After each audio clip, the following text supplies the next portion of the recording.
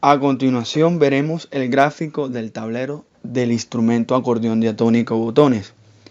Para la hilera externa está conformada de arriba hacia abajo con el acordeón en el pecho del 1 al 10.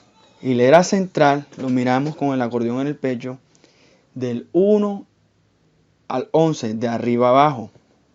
Y la hilera interna está conformada por 10 botones y está numerado de arriba hacia abajo del 1 al 10.